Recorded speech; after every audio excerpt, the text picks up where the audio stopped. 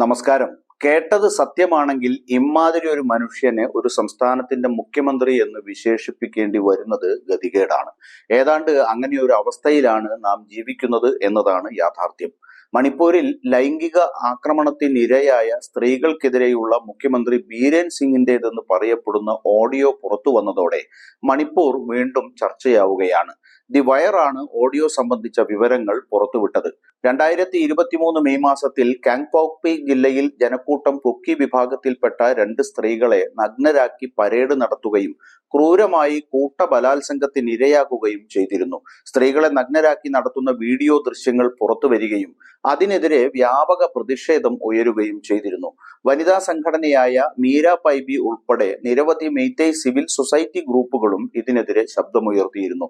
പ്രധാന പ്രതികൾ ഉൾപ്പെടെ വീഡിയോയിൽ ഇടം പിടിച്ച പുരുഷന്മാർക്ക് തക്കതായ ശിക്ഷ നൽകണമെന്ന് അവർ സർക്കാരിനോട് ആവശ്യപ്പെടുകയും ചെയ്തു. എന്നാൽ പുറത്തുവന്ന ഓഡിയോ ക്ലിപ്പിൽ യുവതികൾ ബലാത്സംഗത്തിനിരയായതിന് എന്ത് തെളിവാണ് ഉള്ളതെന്നും അവരെ മെയ്തേയ് പുരുഷന്മാർ സംരക്ഷിക്കുകയാണ് ചെയ്തതെന്നും പറയുന്നു. ശബ്ദ സന്ദേശം മുഖ്യമന്ത്രി ബീരേൻ സിംഗിന്റേതാണെന്നാണ് ദി വയർ അവകാശപ്പെടുന്നത്. മുഖ്യമന്ത്രിയുടെ വീട്ടിൽ നടന്ന മീറ്റിംഗിനിടെ ലഭിച്ച ശബ്ദ സന്ദേശമാണിതെന്നും വയർ അവകാശപ്പെടുന്നുണ്ട്. അതോടൊപ്പം ഗുവാഹത്തി ഹൈക്കോടതിയിലെ മുൻ ചീഫ് ജസ്റ്റിസായ ജസ്റ്റിസ് അജയ് ലാംബയുടെ നേതൃത്വത്തിലുള്ള അന്വേഷണ കമ്മിറ്റിക്ക് ഓഡിയോ ക്ലിപ്പ് സമർപ്പിച്ചിട്ടുണ്ടെന്നും വയർ പറഞ്ഞു.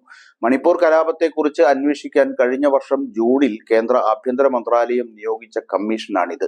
48 മിനിറ്റ് ദൈർഘ്യമുള്ള ഓഡിയോ ക്ലിപ്പിൽ മെയ്തേയ് വിഭാഗത്തിൽപ്പെട്ട ആളുകളോടാണ് ബീരേൻ സിംഗിന്റേതെന്ന് പറയപ്പെടുന്ന ശബ്ദമുള്ള വ്യക്തി സംസാരിക്കുന്നത്. കുക്കി സ്ത്രീകളെ രക്ഷിക്കുകയായിരുന്നെന്നും അവരെ രക്ഷിച്ചതിന് മെയ്തേയ് പുരുഷന്മാർക്ക് പാരിതോഷികം നൽകണമെന്നും ഓഡിയോയിൽ പറയുന്നുണ്ട്.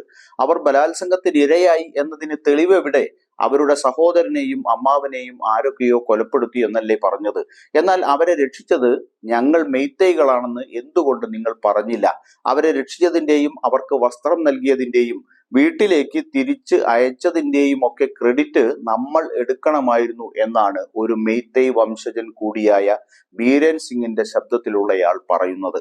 നോക്കൂ, ചിത്രങ്ങൾ വെറും ചിത്രങ്ങൾ മാത്രമാണ്. അതിൽ കൈ അങ്ങോട്ടും ഇങ്ങോട്ടും വെച്ചിരിക്കുന്നത് കാണാം. പക്ഷേ അത് യാഥാർത്ഥ്യമാകണമെന്നില്ല. അവരെ രക്ഷിച്ചതിന് മെയ്തേയ് യുവാക്കൾക്ക് പ്രതിഫലം നൽകുകയാണ് വേണ്ടത് എന്നും ഓഡിയോയിൽ പറയുന്നുണ്ട്.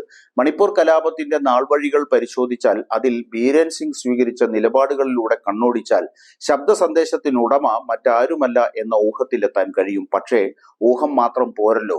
ബീരേൻ സിംഗ് ശബ്ദം തന്റേതല്ലെന്ന് ഇതുവരെ നിഷേധിച്ചിട്ടില്ലെന്നത് സത്യമാണെങ്കിലും അത് വിശ്വസിക്കാൻ ശാസ്ത്രീയമായ തെളിവ് വേണം. ദി വയറിന്റെ പരാതിയുടെ അടിസ്ഥാനത്തിൽ ആ ശബ്ദത്തിന്റെ ഉടമയെ കണ്ടെത്തി നിയമത്തിനു മുന്നിൽ കൊണ്ടുവരാൻ കമ്മീഷൻ തയ്യാറാവുമോ എന്ന് കാത്തിരുന്ന് കാണാം.